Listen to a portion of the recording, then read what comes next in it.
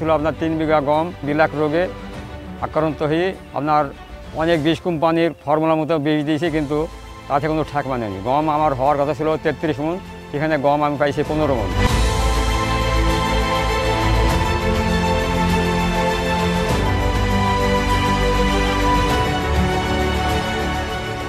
সরকার নিষেধ করলো যে 2 বছর তোমরা গম বুনো না বা এই রোগটা নিষেধ হয়ে যাবে। তা আমরা না শুনি গম বুনলাম 2 বিঘা, সে গম আপনার একবারই নষ্ট হয়ে গেল, 5-6 মণের মতো গম হলো।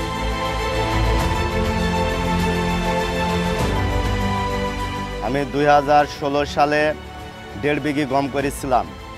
আমার বড় আশা ছিল 20 মণ গম হবে।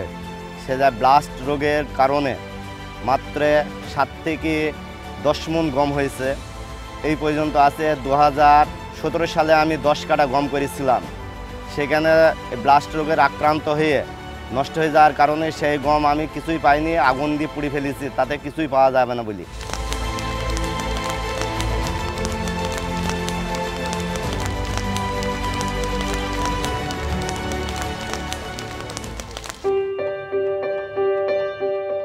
গমের ব্লাস্ট রোগটি একটি ছত্রাকজনিত রোগ। এই রোগটি ম্যাগনাপোর্তে অরাইজি বা পাইরিকুলেরিয়া অরাইজি নামক একটি ছত্রাক প্রজাতি দ্বারা হয়।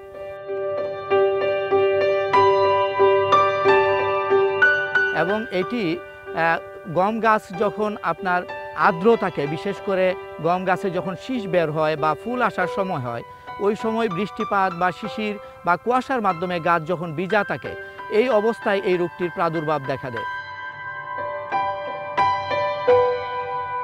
2016 সালে এটি প্রথম বাংলাদেশের আগমন ঘটে এবং 2016 সালে প্রথম আক্রমণেই মেহেরপুর সহ 8টি জেলায় এটি মহামারী আকারে দেখা দেয় এবং 15,000 হেক্টর জমির গমকে বিনাশ করে। এবং সবচেয়ে ভয়ঙ্কর দিক হলো এই রোগটির যখন লক্ষণ প্রকাশ পায়, যখন শীষটা সাদা হয়ে যায়, তখন আপনার ছত্রাকনাশক দিয়েও এর কোনো উপকার হয় না এবং ফলন শতভাগ পর্যন্ত ফলন কমে যেতে পারে।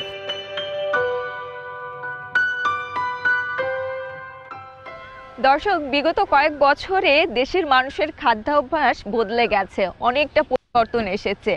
আটা, ময়দার রুটি, ফাস্টফুড, স্ট্রিট ফুড এগুলোর প্রতি দিনে দিনে মানুষের চাহিদা যেন বা আগ্রহটা বেড়েই চলেছে। আমরা আমাদের দেশের যে চাহিদা দেখি, সেই চাহিদা পূরণের জন্য আমদানি করে নিয়ে আসতে হয়। এটা একটি সমস্যা অবশ্যই গম চাষিদের জন্য। এই সমস্যার পরে গিয়েও গম চাষিরা আরও একটি সমস্যার সম্মুখীন হলেন, সেটি হচ্ছে হুইট ব্লাস্ট। ইতিমধ্যেই এ সম্পর্কে আপনারা অনেকেই জানেন। দক্ষিণ আমেরিকা, ভারত, বাংলাদেশে এর মধ্যেই তোলপাড় হয়ে গেছে। এটি নিয়ে কয়েকটি বছর ধরে গবেষণা চলছিল, অবশেষে একটি ফলাফল পাওয়া গেছে। এই ফলাফলটি কতটা ফলপ্রসূ হবে সেটি জানবার চেষ্টা করব আমাদের আজকের অনুষ্ঠানের মাধ্যমে। দর্শক, এই মুহূর্তে আমি আছি মেহেরপুর সদর উপজেলার উজলপুর গ্রামে। সবাইকে স্বাগত জানাচ্ছি কাজী ফার্মস নিবেদিত দীপ্ত কৃষির আজকের পর্বে। থাকুন আমাদের সাথে।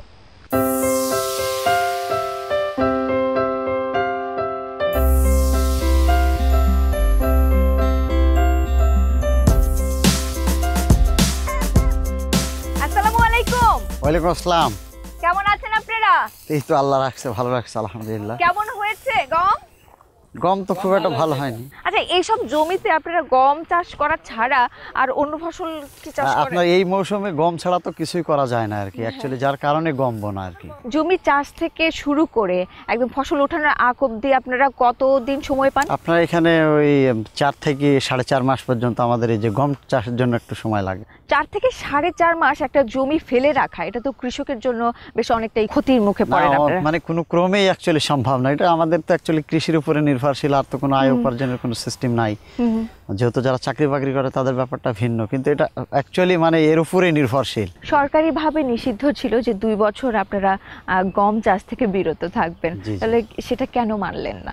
এটা সরকারিভাবে তো সরকার নিষেধ করেছে, ঠিক আছে, কিন্তু সরকার কি অ্যাকচুয়ালি চাষির উপরে কোনো পদক্ষেপ নিয়েছে যে এই চাষিগুলা কি খাবে বা কি করবে? কেন আমরা তো জেনেছি যারা গম পুড়িয়ে ফেলেছিল বা যারা ক্ষতির মুখে পড়েছিল তাদেরকে সরকারিভাবে একটা সরকারিভাবে হয়তো মাননীয় প্রধানমন্ত্রীর পক্ষ থেকে হয়তো অনেক কিছু আসে, কিন্তু আসলে চাষি লেভেলে চাষি পর্যায়ে কয়জনের হাতে এগুলো আইসে পোষায় এগুলো একটা দেখার বিষয় আর কি। যে মেম্বার চেয়ারম্যানের হাতে গোনা কয়েকটা চাষিকে এটা দিল, বাস দিয়ে শেষ করে দিল, বললে অনেক কিছুই দিয়েছে আর কি, টিভিতে দেখিয়ে দিল বা অমুক তমক করলো। আসলে কি বাস্তবে এটা কি সত্য? সত্য না। 1 বিঘা জমিতে আপনার আগে কত মন গম পেতেন? 1 বিঘা জমিতে আমরা 14 মন 13 মন আমাদের তুলনানুপাতে এরকম জমিতে ফলন আসে আর কি। এখন এই সদ্য আজকে গম কাটা হয়েছে, এখন দেখলে বোঝা যাবে আর কি এটা কি আসবে। আপনার মনে হয়তো যে 2-3 মন ফলন হবে আর কি, কিছুই আসবে না আর কি। আচ্ছা, এই যে 2 বছর ধরেই তো এই সমস্যাটা দেখা দিয়েছে, মানে হুইট ব্লাস্টের জন্য আপনারা এখন কৃষক পর্যায়ে কি ব্যবহার করছেন? আমরা ব্যবহার করা বলতে গেলে আসলে এইসব সম্বন্ধে তো আমাদের একটা ধারণা নাই। বিভিন্ন যারা পেস্টিসাইডে কাজ করে, আপনার যে বিষ কোম্পানি হ্যান এরা আসছে বলছে, বলছে আমাদের এটা দেবে, বলছে আমাদের এটা দাও। তো লাস্টে একটু বায়ার কোম্পানি লাস্টে একটা ওই যে নাটিভো আপনার বের করেছে, এতে হালকা একটু কাজ হচ্ছে এরকম মনে হচ্ছে, জানেন। এটা লাস্ট পর্যায়ে আমরা দেখলাম আর কি। তাহলে গম চাষ করে আপনি এই 4 মাস বা 4.5 মাসে কত টাকা উপার্জন করতে পারেন? আমি মনে করেন যে 3 বিঘা গম থাকে প্রত্যেক বছরই, কিন্তু আমি হয়তো এই যে আপনার 1 বিঘা জমি আমার খাওয়ার জন্য লাগে, আর 2 বিঘা বিক্রি করে ওইটাই প্রায় 25,000-28,000 টাকা এরকম পাই আর কি। আশা করা যাচ্ছে আপনাদের জন্য খুব দ্রুত একটা ফলাফল আসতে যাচ্ছে, আগের সেই পুরনো দিনগুলো আপনারা ফিরে পাবেন। দর্শক, এই কথা বলছি যেটা আমরা শুরুতেই বলে আসছিলাম, যে একটা ফলাফল পাওয়া গেছে গবেষণার পরে এই হুইট ব্লাস্ট থেকে রক্ষা পাবার, সেটি দেখানোর জন্যই আমি এবার আপনাদের নিয়ে যাব পাশে একটি প্রদর্শনী প্লট রয়েছে, যেখানে বঙ্গবন্ধু শেখ মুজিবুর রহমান কৃষি বিশ্ববিদ্যালয়ের অধ্যাপক তোফাজ্জল ইসলাম রয়েছেন। তার সাথে আমি এবার কথা বলবো, তাহলে থাকুন আমাদের সাথে। আসি চাচা। ইনশাআল্লাহ। আসসালামু আলাইকুম। ওয়ালাইকুম আসসালাম।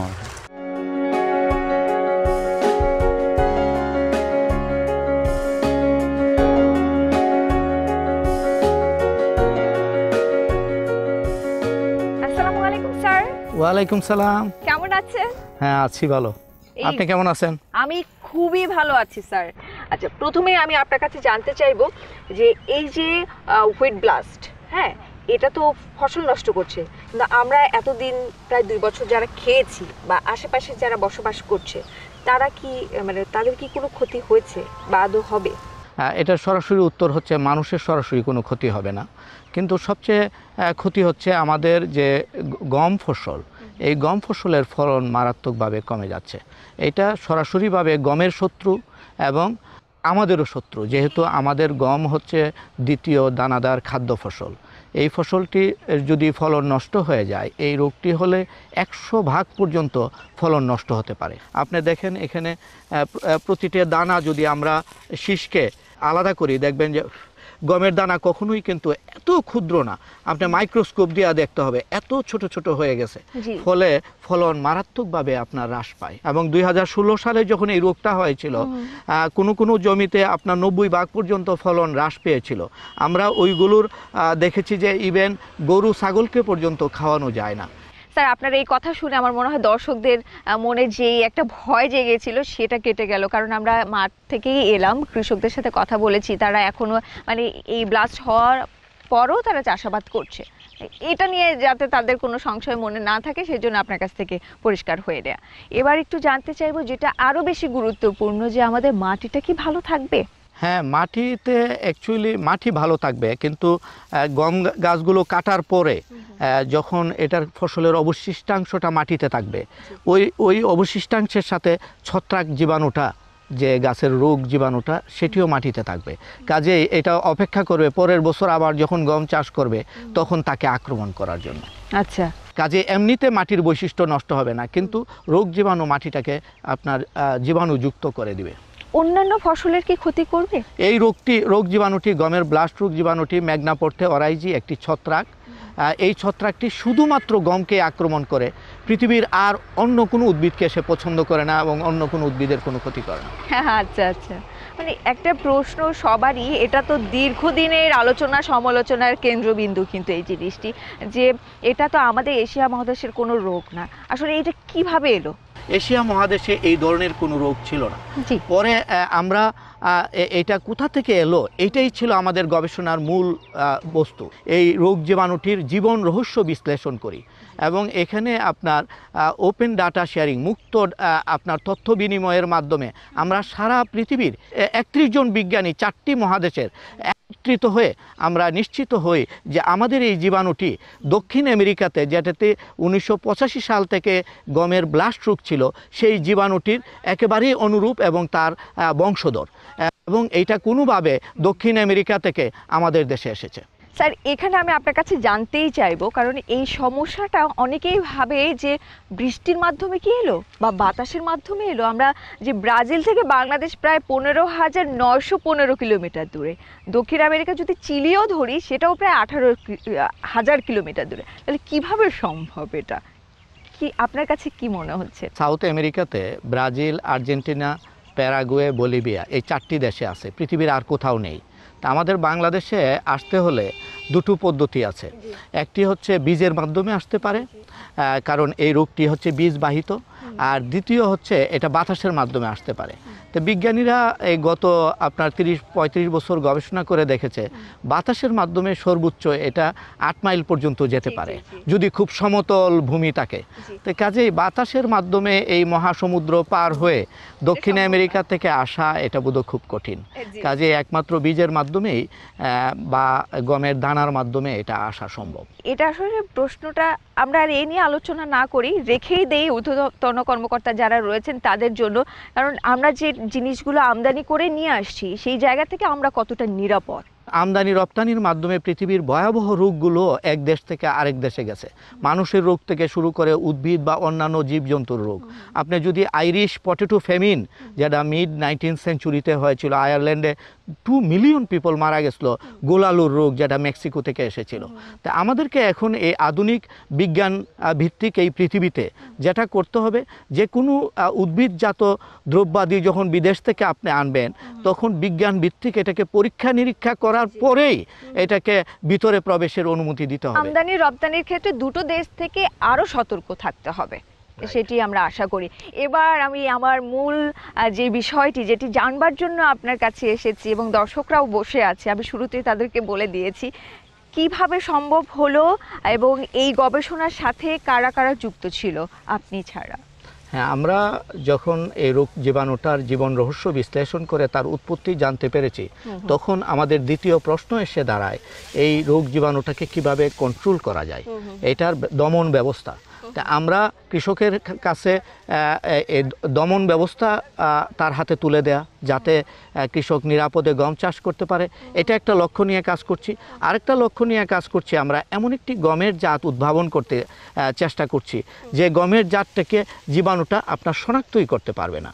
এবং এই গবেষণাতে আমাদের বাংলাদেশের বিজ্ঞানীরাও জড়িত আছে এবং যুক্তরাজ্যের রয়্যাল সোসাইটির বেশ কয়েকজন ফেলো এখানে জড়িত আছে। আমরা একযুগে এই রোগটির সমাধানের জন্য গবেষণা করে যাচ্ছি।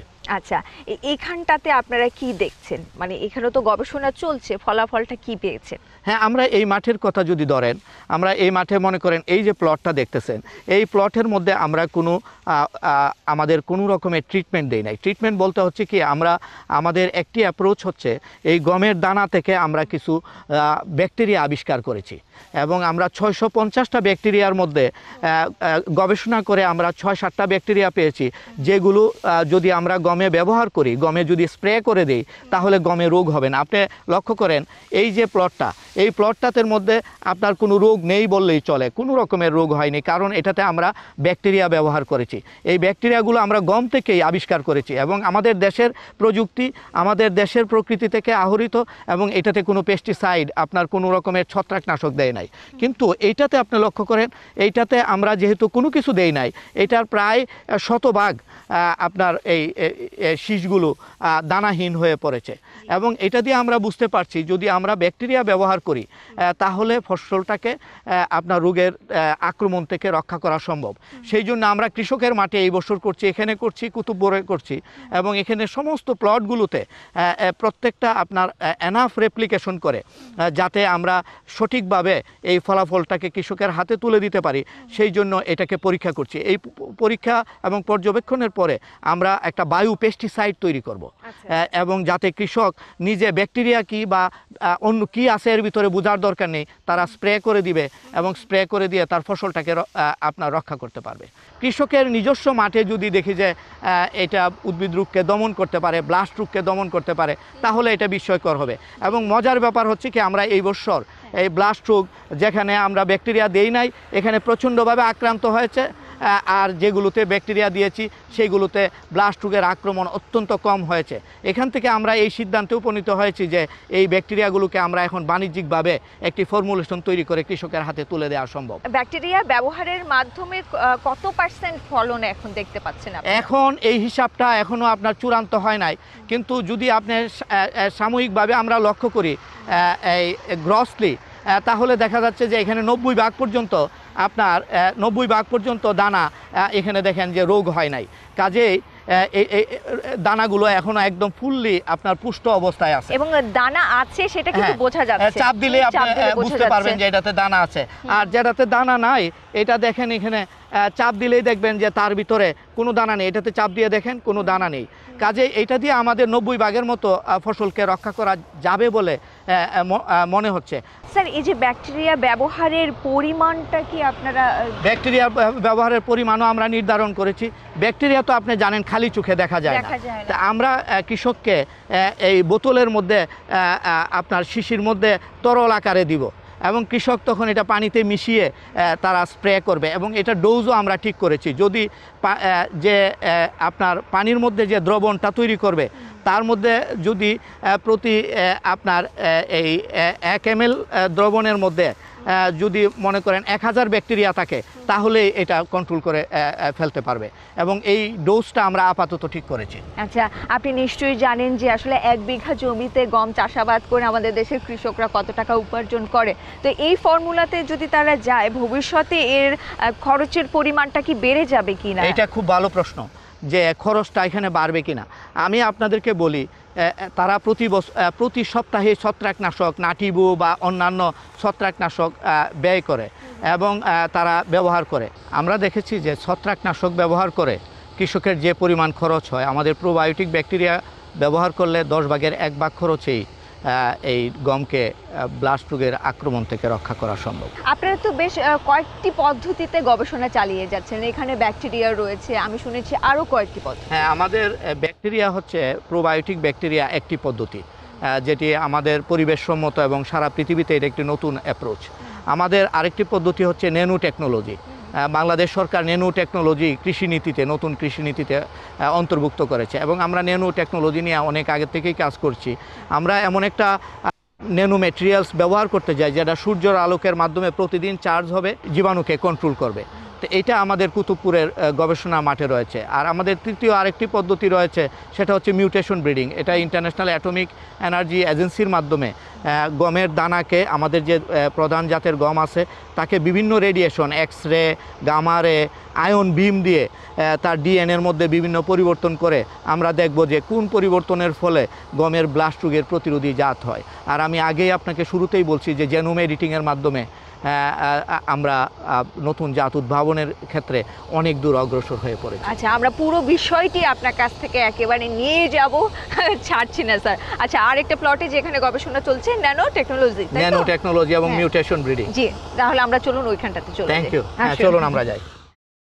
কৃষি বিষয়ে যে কোনো তথ্য জানতে ও জানাতে লিখতে পারেন এই ঠিকানায়। দীপ্ত কৃষি, প্লট 7/A/গ, তেজগাঁও শিল্প এলাকা, ঢাকা 1208।